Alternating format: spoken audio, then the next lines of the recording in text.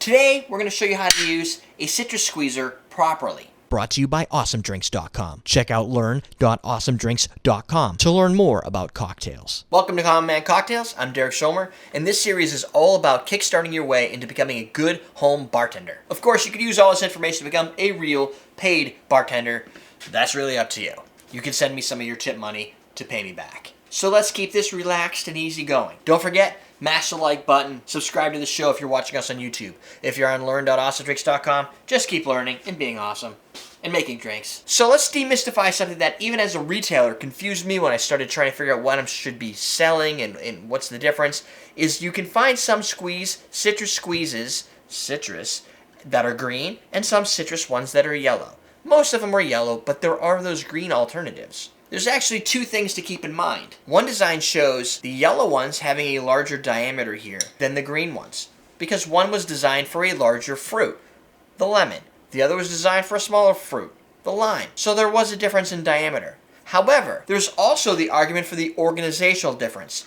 Some are identical. The only difference is the paint. And in that case, they're always going to be the larger alternative. I err on the side of buying a lemon squeeze, and the reason is it fits both fruit. So why do I want two separate products that do essentially the same thing, but one's just slightly smaller? It's dumb. Sure, you're probably going to have a problem with some larger oranges and other citrus grapefruits, like caracar oranges or Ruby Red Texas grapefruits. And if you wanted to solve that problem, you can go to awesomedrinks.com and get yourself the orange squeeze, which is a huge product made by Chef'n that can probably murder somebody. That's not what we need to do here. We're newbies. We just want to start out and get just the essential stuff. So the first thing you're going to do is what I did was take the worst looking lemon I've ever seen in my life that I found in my refrigerator, and we're going to cut it in half. So you're going to cut it in the half, separating the stem and the nipple.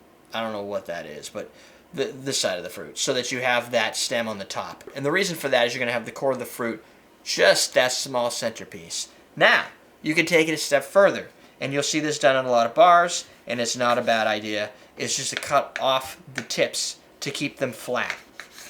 I found this both brings a little bit more fruit out because it can expand further, and it makes it easier to press because you don't have that nipple pushing in either direction. So if you ever get a garnish at the restaurant and you're trying to figure out why they crop off the edge of it, it's because the other half was probably used for juicing and you got the other half for your garnish. Then what you're going to do is put the citrus into your squeeze, flesh side down.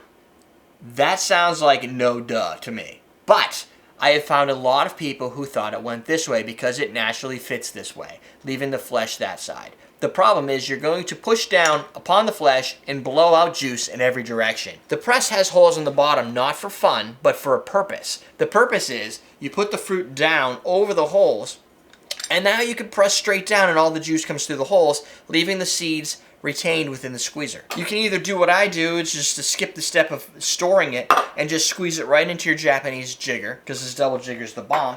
Maybe the pint glass that comes with the Home Bartender Starter Kit, and squeeze right into that. The reason being is you're now able to squeeze all the fruit and then take the excess to make a second cocktail later. Now we're going to squeeze down.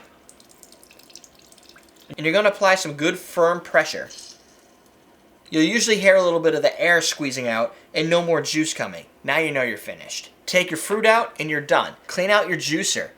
This is probably the most fundamental important piece. This is where I see a lot of people go wrong, is not cleaning out the juicer.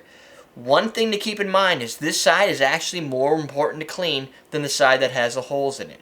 And the reason is, most fruit, if it's not organic, has a wax coating on it. But what that really means is that you're going to have a wax buildup over here that's going to continue to grow and become obnoxious and gross looking. So make sure you really scrub that side off. And if you do that after a night of cocktail creations, you won't have that excess buildup that just gets worse and worse with time. Clean all the pieces. I prefer to hand clean them. You can put them through the dishwasher, at least the ones that we sell at Awesome Drinks. But if you're buying them elsewhere and you're buying some pretty cheap ones, be careful because the pin will start to break down over time in the dry cycle. It becomes brittle and it gets all kinds of janky, and then one day when you're squeezing, snap, the thing pops off. I've never seen that happen with ours, but just to be safe, I typically hand wash them.